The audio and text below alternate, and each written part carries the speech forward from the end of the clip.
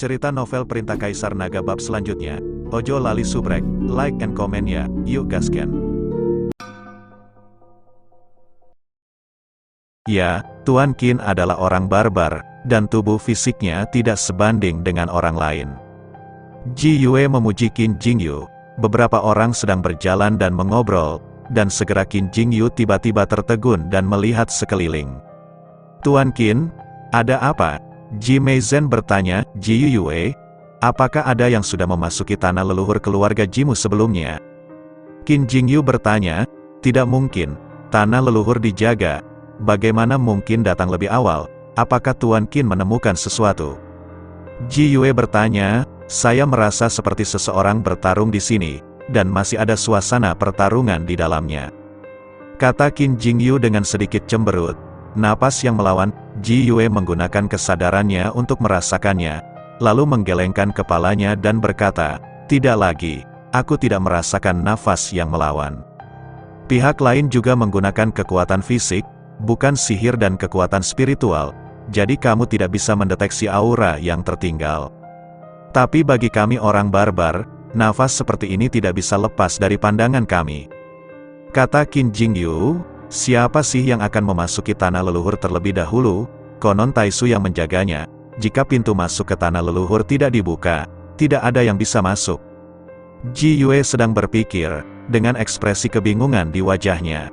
Saudaraku, mungkinkah itu Ji Meiyan? Aku tidak melihatnya di tim kali ini. Mungkin dia datang lebih awal. Kata Ji Meizhen, mungkin tidak. Maka Ji Meiyan belum membuka ruang asal. Apa gunanya dia datang ke sini untuk membunuh binatang fantasi asal? Ji Yue menggelengkan kepalanya. Aneh. Siapa dia? Ji Meizhen juga penuh keraguan. Tidak peduli siapa itu, berhati-hatilah dan berhati-hatilah agar tidak diserang oleh seseorang. Qin Jingyu mengingatkan, keluarga Ji saat ini sedang dalam arus bawah, dan semua orang berselisih. Bahkan jika mereka melakukan serangan diam-diam di tanah leluhur ini, tidak ada orang di luar yang akan mengetahuinya. Tiba-tiba terdengar suara gemuruh keras, dan binatang fantasi asli muncul. Ketika Qin Jingyu melihat ini, dia langsung bersemangat. Sebelum Ji Yue bisa mengatakan apapun, Qin Jingyu bergegas maju. Qin Jingyu mengikuti monster fantasi asli untuk bertarung, sementara Chen Ping mengikuti Ji Meiyan ke kedalaman tiang gunung. Semakin jauh Anda masuk lebih dalam ke tiang gunung, semakin kuat binatang fantasi asal jadinya. Namun, membunuh monster fantasi asal yang kuat dapat meningkatkan peluang untuk memahami asal-usulnya. Jadi Chen Ping terus melangkah lebih dalam. Chen Ping, jika kita terus masuk lebih dalam, kita tidak akan tahu seberapa kuat monster fantasi asal itu. Menurutku kita sebaiknya tidak masuk lebih dalam. Ji Meiyan tampak sedikit gugup saat melihat Chen Ping berjalan lebih jauh ke tiang gunung. Jangan khawatir, jika aku benar-benar bertemu dengan binatang fantasi asal yang kuat, aku bisa menggunakan keahlian dan senjataku, tidak akan ada masalah. Chen Ping tersenyum ringan, tapi saat Chen Ping selesai berbicara, 3 binatang fantasi asli muncul bersamaan. 3 binatang hantu asli membentuk postur mengelilingi dan mendekati Chen Ping. Melihat adegan ini, Chen Ping hanya bisa mengerutkan kening. Ekspresi Ji Meiyan juga sedikit berubah, dan dia menarik pakaian Chen Ping. Mengapa ketiga binatang fantasi asli ini terlihat berbeda? Ji Meiyan bertanya pada Chen Ping. Memang sedikit berbeda. Binatang fantasi asli seharusnya tidak memiliki kecerdasan, tetapi ketiga binatang fantasi asal ini sebenarnya tahu cara mendekat. Mereka tampaknya memiliki kecerdasan. Kata Chen Ping, apa yang harus kita lakukan? Ji Meiyan bertanya dengan gugup. Kesampingkan kau. Mungkin jika aku menghancurkan ketiga binatang fantasi asal ini, aku akan bisa memahami asal mula sistem logam. Chen Ping meminta Ji Meiyan bersembunyi. Kalau begitu hati-hati. Ini adalah 3 monster hantu asli. Jika tidak berhasil, gunakan saja teknik dan senjata.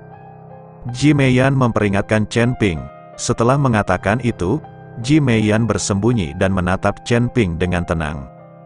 Dan 3 binatang fantasi asli tidak peduli dengan Ji Meiyan, tetapi berjalan menuju Chen Ping selangkah demi selangkah. Chen Ping meraung dan memimpin dalam menyerang 3 binatang fantasi asli. Melihat penampilan berani Chen Ping, Ji Meiyan merasa senang sekaligus khawatir. Ji Meiyan senang dari lubuk hatinya yang terdalam karena dia bisa menjadi wanita yang berbakat. Tapi dia khawatir Chen Ping tidak bisa menghadapi 3 monster fantasi asli hanya dengan mengandalkan kekuatan fisik dan tinjunya. Ji Meiyan diam-diam meletakkan tangannya di pinggangnya selama Chen Ping merasa dikalahkan. Dia akan segera menghunus pedangnya dan melangkah maju untuk membantu. Chen Ping meledak dengan kekuatan paling primitifnya dan meninju 3 binatang fantasi asli. Butuh lebih dari 1 jam bagi Chen Ping untuk menghancurkan 3 monster fantasi asli sampai mati. Dan Chen Ping sendiri terbaring di tanah sambil terengah-engah, dengan keringat dingin di dahinya. Chen Ping, kamu baik-baik saja? Ji Meiyan bergegas dan membantu Chen Ping berdiri. Tidak apa-apa, Chen Ping menggelengkan kepalanya. Pada saat ini, Chen Ping tiba-tiba merasakan suara gemuruh di benaknya, seolah-olah ada semacam kekuatan yang menembus batasan, dan seluruh tubuhnya terasa jauh lebih transparan. Melihat ini, Chen Ping dengan cepat memasuki ruang asal dengan kesadarannya. Dia mendongak dan menemukan bahwa bintang asal emas telah menyala. Hahaha, aku telah menyadari asal-usul sistem logam. Setelah mengatakan itu, tubuh Chen Ping langsung membentuk kekuatan hisab, dan aura asli yang baru saja dibunuh oleh binatang fantasi asli semuanya mengalir ke tubuh Chen Ping. Chen Ping buru-buru duduk bersila, menarik asal logam ke ruang asal, dan kemudian diserap oleh bintang asal logam. Bintang asal mula sistem logam menjadi lebih terang. Ji Meiyan di samping sangat senang saat melihat ini. Dia tidak menyangka Chen Ping menyadari asal-usul sistem emas begitu cepat, itu hanya 1 malam. Setelah Chen Ping menyerap nafas asli yang masuk ke tubuhnya, dia perlahan berdiri, merasa sangat bersemangat di dalam. Dengan asal mula sistem logam, kekuatan tubuh emas Chen Ping yang tidak bisa dihancurkan akan meningkat secara eksponensial, akan sangat sulit bagi siapapun untuk menyakitinya saat itu. Sekarang Chen Ping memiliki asal-usul emas, asal mula guntur dan kilat, asal-usul ilusi, dan asal mula api. Jika dia dapat mengumpulkan asal mula 5 elemen, dia mungkin dapat membuka aura yang lebih kuat. Chen Ping juga memiliki manik pengikat angin di tangannya, dan dia mungkin dapat menggunakannya untuk memahami asal-usul Tao Feng. Chen Ping tidak tahu bahwa apa yang dia pikirkan sekarang adalah sesuatu yang tidak berani dipikirkan orang lain. Seorang biksu alam fusion sekarang memiliki 4 asal, dan dia masih belum puas, itu sungguh gila. Sekarang setelah kamu memahami asal-usul sistem logam, kamu dapat menyerap aura asal-usul yang tidak dimiliki di area ini. Kamu tidak perlu mengambil risiko membunuh monster fantasi asal itu. Ji Meiyan berkata pada Chen Ping, jika kamu membunuh binatang fantasi asli, apakah aura aslinya akan menjadi lebih kuat? Chen Ping bertanya, tentu saja. Binatang hantu asli terdiri dari aura asli tanpa pemilik yang terlalu kuat dan terkondensasi bersama. Jika kamu membunuh binatang hantu asli, tentu saja kamu akan mendapatkan lebih banyak aura asli. Ji Meiyan mengangguk, oke, kalau begitu ayo kita bunuh. Kali ini kita tidak perlu menggunakan tangan kosong. Chen Ping memutuskan untuk membunuh binatang fantasi asli untuk menyerap nafas aslinya. Hanya dengan cara ini kita dapat menyerap energi paling orisinal dalam waktu sesingkat-singkatnya. Melihat Chen Ping sangat bersemangat, Ji Meiyan tidak ingin kecewa. Jadi dia mengikuti Chen Ping dan melanjutkan perjalanan menuju kedalaman tiang gunung. Segera, ada semakin banyak monster fantasi asal di sekitar, dan semua jenis monster fantasi asal berbondong-bondong ke tanah. Chen Ping dan Ji Meiyan terbang di udara dan terkejut ketika mereka melihat binatang fantasi asli di bawah. Karena jumlah binatang fantasi asal di bawah ini jauh melebihi ekspektasi Chen Ping. Tetapi dengan begitu banyak sumber daya, Chen Ping tidak mau pergi. Jangan turun, aku akan membunuh semua binatang fantasi asal ini. Ini semua adalah sumber daya. Setelah mengatakan itu, Chen Ping langsung turun dengan pedang pembunuh naga di tangannya. Chen Ping bisa menggunakan keahliannya kali ini dan juga bisa menggunakan pedang pembunuh naga, jadi dia tidak perlu mundur. Chen Ping mengayunkan pedang pembunuh naga di tangannya, dan cahaya pedang muncul seperti badai yang dahsyat. Kemanapun cahaya pedang lewat, binatang fantasi asli itu langsung dipotong-potong. Binatang fantasi asli terbunuh. dan sejumlah besar aura asli naik ke langit, dan Chen Ping dengan rakus menyerapnya. Ada berbagai macam aura asli di dalamnya, tetapi selain asal-usul yang dirasakan oleh Chen Ping, aura asli lainnya hanya dapat memasuki tubuh Chen Ping seperti sutra, dan kemudian perlahan menghilang di ruang aslinya. Tanpa penyerapan dan penyimpanan bintang asli, bahkan jika nafas asli lainnya diserap oleh Chen Ping, mereka tidak akan bisa tinggal di dalam tubuhnya. Di udara, Ji Meiyan terkejut saat melihat Chen Ping menyerap aura aslinya.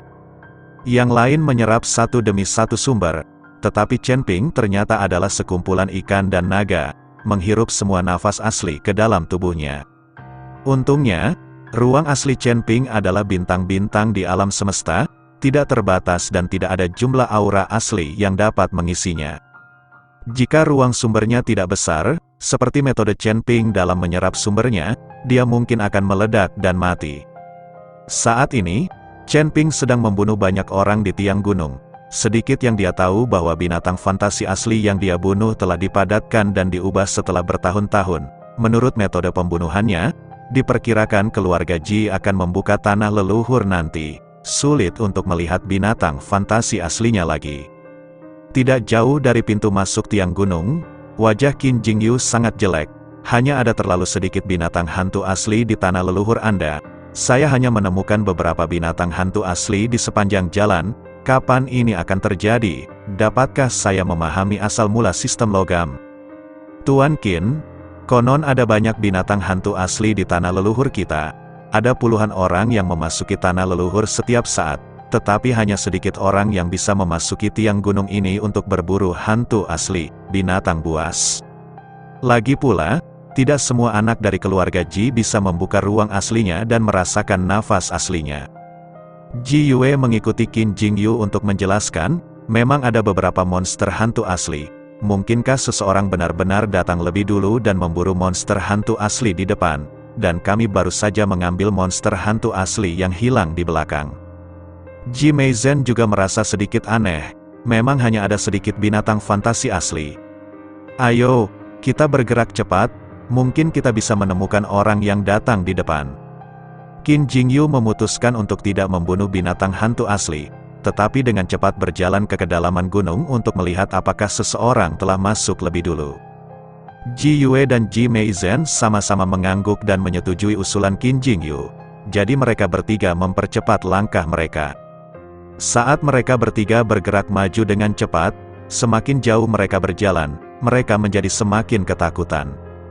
Karena dalam perjalanannya, mereka jarang bertemu dengan monster fantasi asli, yang mana sangat aneh.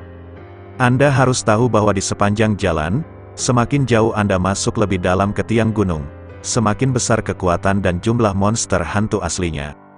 Tapi sekarang, semakin dekat mereka, semakin sedikit mereka menemukan bayangan binatang fantasi aslinya. Aneh sekali, kemana perginya semua makhluk fantasi asli ini? Ji Yue mengerutkan kening dan tidak tahu kemana perginya binatang fantasi asli itu.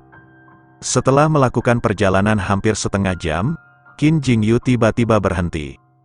Tuan Qin, mengapa Anda berhenti? Apakah Anda menemukan sesuatu? Ji Yue bertanya pada Qin Jingyu, tidak bisakah kamu merasakannya? Ada orang yang bertarung di depan, dan pertarungannya cukup sengit, dan auranya sangat berfluktuasi.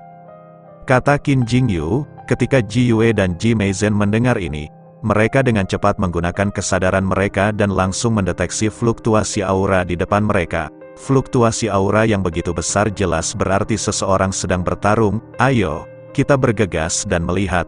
Aku harus menangkap orang yang menyelinap ke tanah leluhur. Ji Yue bergegas maju dengan tidak sabar.